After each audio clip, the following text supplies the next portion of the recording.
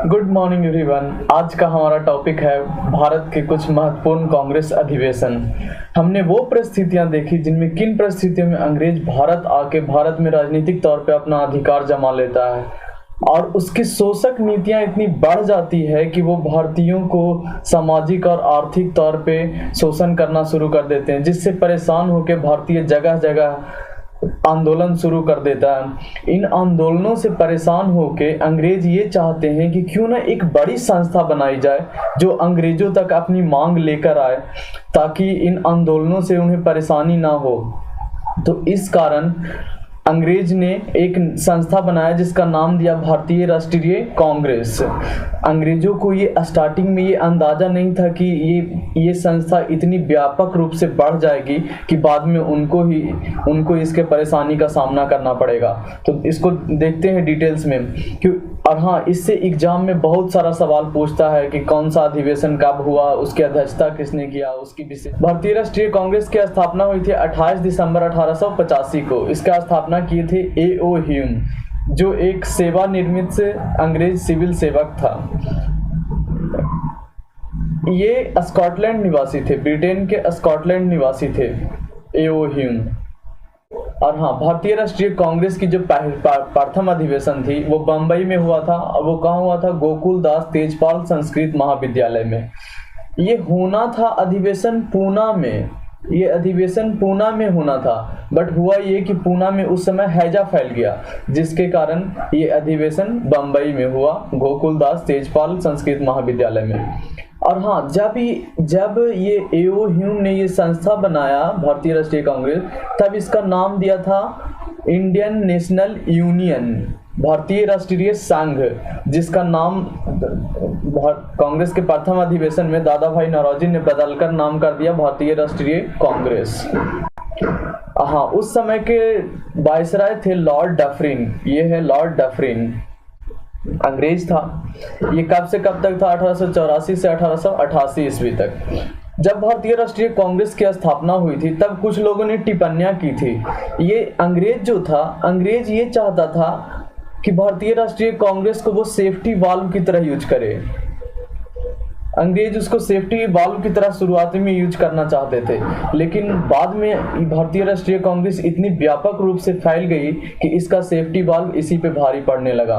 ये safety valve की तरह यूज करना चाहते थे, इसीलिए कुछ लोगों ने टिप्पणियां की थी। डफरिन का कहना था कि ये सूक्ष्मदर्शी अल्पसंख्यकों की संस्था है, क्योंकि जब कांग्रेस का प्रथम अधिवेशन हुआ था तो उसमें मात्र 72 प्रतिनिधियों ने भाग लिया था। इसीलिए डफरिन का कहना था कि यह सूक्ष्मदर्शी अल्पसंख्यकों की संस्था है। तिलक का कहना था कि यह भीख मांगने वाली संस्था है। भारतीय राष्ट्रीय कांग्रेस जो थी, जो अपने मांगों को अंग्रेजों के सामने प्रस्ताव के रूप में पेश करती थी। और ये तिलक जो थे वो गर्म दल के नेता थे।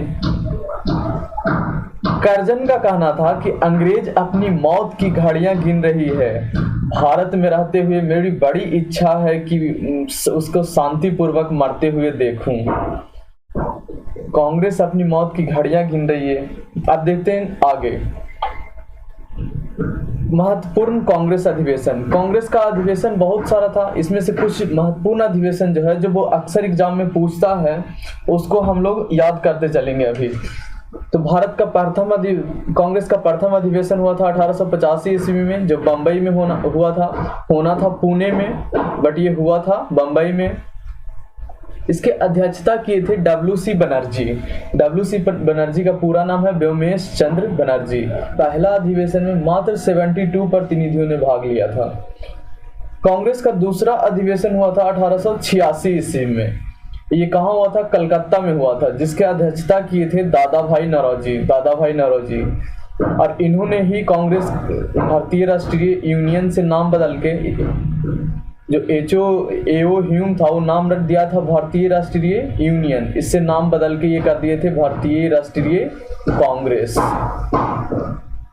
तीसरा अधिवेशन जो हुआ था वो 1807। कांग्रेस का अधिवेशन हर एक साल होता था। अधिवेशन क्या है? अधिवेशन का मतलब है कांग्रेस की सभा बुलाई जाती थी, उसी को नाम दिए कांग्रेस का अधिवेशन। तो कांग्रेस की सभा हर साल बुलाई जाती थी। तो तीसरा जो अधिवेशन हुआ था वो 1887 ईस्वी में हुआ था मद्रास में। जिसकी अध्यक्षता किए थे बदरुद्दीन तैयब। ये प्रथम मुस्लिम अध्यक्ष थे। हाँ, ये ध्यान देने वाली बात ये है कि व्योमेश चंद्र बनर्जी जो हैं वो हिंदू थे, ये हिंदू हैं।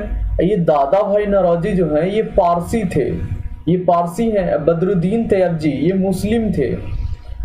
और ये चौथा अधिवेशन जो इलाहाबाद में हुआ था, ये जॉर्ज यूल ये ईसाई थे, ये ईसाई थे। तो अंग्रेज का मकसद ये था कि जनाधार को मजबूत बनाया जाए और किसी को ये ना लगे कि कांग्रेस किसी एक की पार्टी है। इसीलिए ये कांग्रेस की अध्यक्षता भी अलग अलग जगहों पे करवाता था, ताकि भारत के हर जगहों में जो आंदोलन होते हैं उसका कारण पता चले। और हाँ, ये सवाल पूछता है एग्जाम में कि प्रथम मुस्लिम अध्यक्ष कौन थे, तो बदरुद्दीन तैयब जी। प्रथम अंग्रेज अध्यक्ष है जॉर्ज यूल। अब देखते हैं इसके आगे। हाँ, ये मैप है, देखो सबसे पहला जो अधिवेशन हुआ था वो बम्बई में हुआ था, ऐसे याद रखेंगे। सबसे पहला अधिवेशन बम्बई में हुआ था, उसके बाद दूसरा अधिवेशन हुआ था कलकत्ता में, और कलकत्ता के बाद तीसरा अधिवेशन हुआ था मद्रास में, और मद्रास के बाद चौथा अधिवेशन इलाहाबाद में हुआ था। इलाहाबाद यहाँ है। मतलब भारत के कितने हिस्सों को कवर करे। प्रथम अधिवेशन बम्बई में, उसके बाद डायरेक्ट कोलकाता, उसके बाद मद्रास, उसके बाद इलाहाबाद। तो और हाँ, कलकत्ता का नाम सबसे ज्यादा आता है। कलकत्ता में टोटल 10 अधिवेशन हुए थे। कोलकाता में टोटल 10 अधिवेशन इसलिए हुआ था क्योंकि अंग्रेज के समय में कोलकाता जो था वो प्रमुख केंद्र था। दिल्ली को तो बाद में राजधानी बनाया गया था। अब देखते हैं आगे। कांग्रेस का 10वां अधिवेशन। कांग्रेस का 10वां अधिवेशन जो हुआ था वो 1894 ईस्वी में मद्रास में ही हुआ था, और ये अल्फ्रेड इसकी अध्यक्षता किए थे, अल्फ्रेड बेव। इसमें कांग्रेस संविधान का निर्माण किया गया था इस अधिवेशन में। उसके बाद 12वां अधिवेशन 1896 ईस्वी में कलकत्ता में ही हुआ था, और इसके अध्यक्षता किए थे रहीम सयानी। और इसी अधिवेशन में पहली बार वंदे मातरम गाया गया। 22वां अधिवेशन 1906 में हुआ था, ये भी कलकत्ता में ही हुआ था, और इसकी अध्यक्षता किए थे दादा भाई नौरोजी। दादा भाई नौरोजी किए थे 1906 में अध्यक्षता, और इसमें पहली बार स्वराज शब्द का प्रयोग किया गया था। इस कांग्रेस का अधिवेशन में 22वां अधिवेशन 1906 में कलकत्ता में हुआ था, पहली बार स्वराज शब्द का इस्तेमाल किया गया था। उसके बाद है 23वां अधिवेशन। कांग्रेस का 23वां अधिवेशन 1907 में हुआ था। 1907 में सूरत में हुआ था, ऐसे याद रखेंगे, 7 में हुआ था, सूरत में हुआ था। इसकी अध्यक्षता किए थे रास बिहारी घोष। और ये इंपॉर्टेंट क्यों है, क्योंकि इसकी 23वां अधिवेशन में जो रास बिहारी घोष ने अध्यक्षता किया था उसमें कांग्रेस का प्रथम विभाजन हुआ था। अब विभाजन किस में हुआ था, तो विभाजन नरम दल और गरम दल में हुआ था। कांग्रेस में 2 दल थे, नरम दल और गरम दल। तो कुछ जो नेता थे वो नरम दल के थे और कुछ गरम दल के नेता थे। तो 1907 के कांग्रेस अधिवेशन में दोनों अलग हो गए। तो कांग्रेस का प्रथम विभाजन हुआ 1907 में, 7 सूरत में हुआ था। अब है 27वां अधिवेशन। कांग्रेस का 27वां अधिवेशन 1911 में हुआ था। ये क्वेश्चन पूछता है कि कांग्रेस के किस अधिवेशन में पहली बार जन गण गाया गया, तो 1911 में हुआ था ये अधिवेशन, 27वां अधिवेशन जो कलकत्ता में हुआ था, और इसके अध्यक्षता किए थे विश्व नारायण धर। इसमें पहली बार जन गण गाया गया। अब देखते हैं आगे। अब है कांग्रेस का 28वां अधिवेशन। कांग्रेस का 28वां अधिवेशन जो है वो 1912 में हुआ था। इसको, और ये इंपॉर्टेंट क्यों है, क्योंकि ये बांकीपुर में हुआ था, और बांकीपुर बिहार में है। तो बीपीएससी एग्जाम के पॉइंट ऑफ व्यू से ये ज्यादा इंपॉर्टेंट हो गया कि ये बांकीपुर में हुआ है। तो और इसकी अध्यक्षता किसने किया था, तो आर.एन. माघोलकर। तो ये बीपीएससी के पॉइंट ऑफ व्यू से इंपॉर्टेंट है। कब हुआ था, 28वां अधिवेशन 1912 में। उसके बाद 23वां अधिवेशन है 1916 में, जो लखनऊ में हुआ था। 1916 में, और इसके अध्यक्षता किए थे अंबिका चरण मजूमदार। और इसमें इस कांग्रेस के अधिवेशन में मुस्लिम लीग से समझौता हो गया था। और हाँ, 1907 में कांग्रेस का विभाजन हुआ, और 1916 में मुस्लिम लीग का समझौता हुआ, और नरम दल और गरम दल में भी समझौता हो, वो भी 1916 में मिल गए थे, क्योंकि इस समय जो है वो स्वतंत्रता संग्राम बहुत तेजी से आगे बढ़ रहा था। तो ये नरम दल और गरम दल भी मिल गए और मुस्लिम लीग से भी समझौता हो गया। तो ये याद रखने, इसलिए ये इम्पोर्टेंट है, याद रखेंगे। 1916 में हुआ था लखनऊ पैक्ट। 16 में 23वां अधिवेशन लखनऊ में हुआ था, इसकी अध्यक्षता किए थे अंबिका चरण मजूमदार। इसमें मुस्लिम लीग से समझौता हुआ था। अब है 33वां अधिवेशन। 33वां अधिवेशन क्यों इंपॉर्टेंट है? ये 1917 में हुआ था। 16 के बाद 1917 ये कलकत्ता में ही हुआ था और इसकी अध्यक्षता की थी श्रीमती एनी बेसेंट। ये है श्रीमती एनी बेसेंट। ये प्रथम महिला अध्यक्ष थी। प्रथम महिला अध्यक्ष थी, बट ये भारतीय नहीं थी, ये अंग्रेज थी। प्रथम महिला अध्यक्ष। तो कभी कभी एग्जाम में पूछता है प्रथम महिला अध्यक्ष कौन थी, तो श्रीमती एनी बेसेंट। कलकत्ता में अधिवेशन हुआ था 1917 में। अब है 38वां अधिवेशन।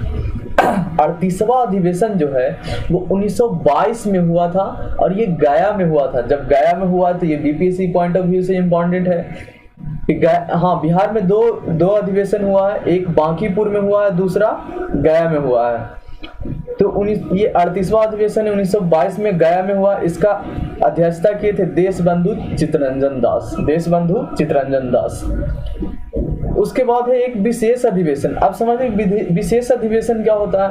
तो अधिवेशन हर एक साल बुलाई जाती थी, लेकिन किसी कारणवश अगर उसी ईयर दोबारा अधिवेशन बुलाई जाती है तो उसको बोलते हैं विशेष अधिवेशन। तो 1923 में एक बार विशेष अधिवेशन बुलाया गया था दिल्ली में हुआ था ये अधिवेशन और इसका अध्यक्षता किए थे अबुल कलाम आजाद।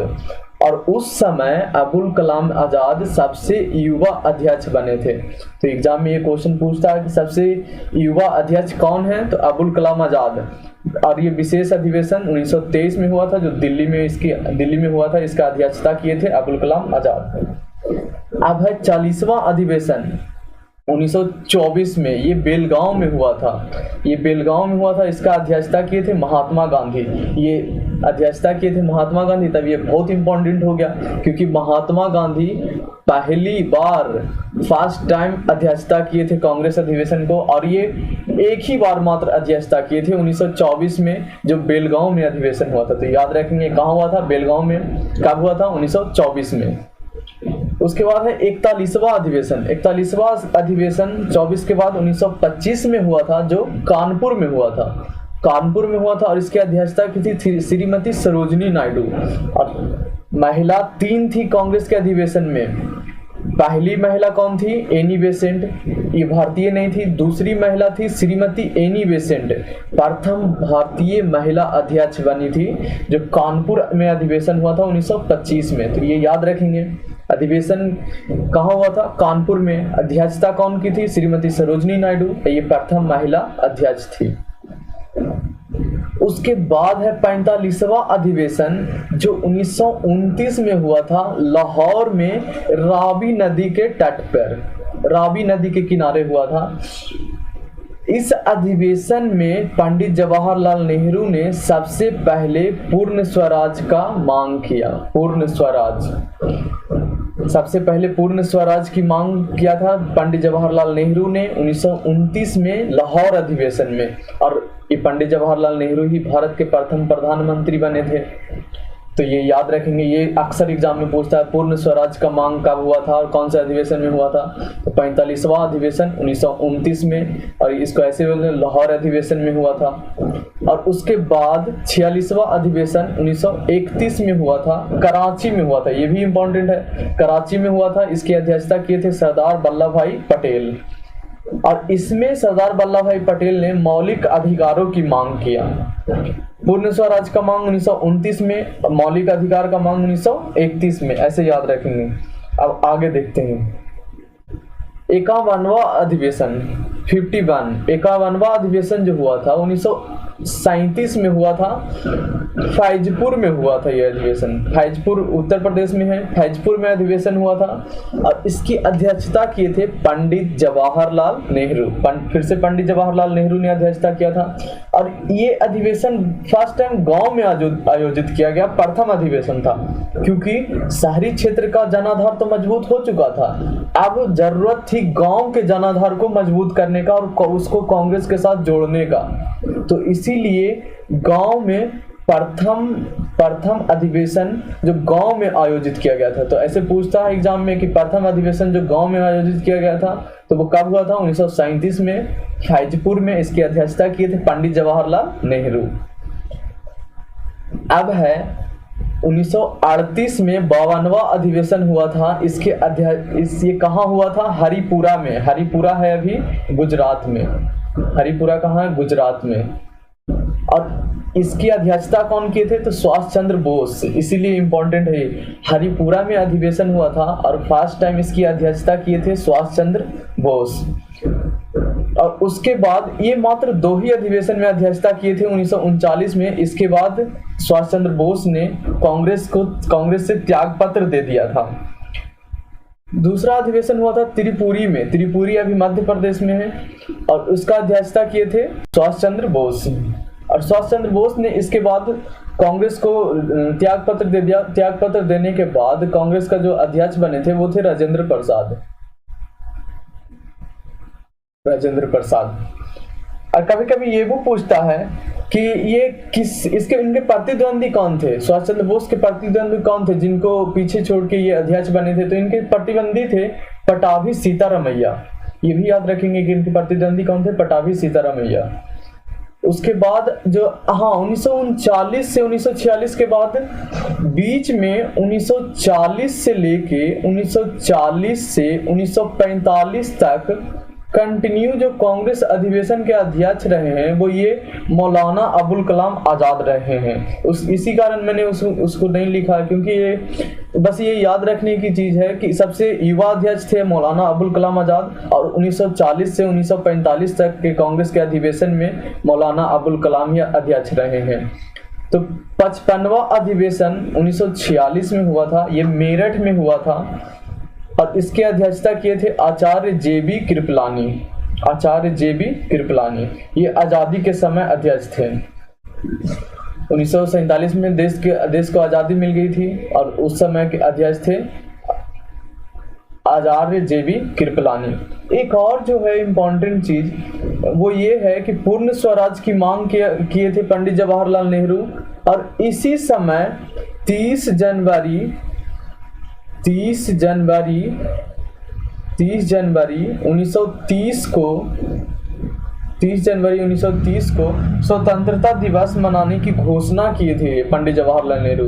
इसीलिए 30 जनवरी जो है 30 जनवरी उसी समय से एक डेट जो है वो फेमस है।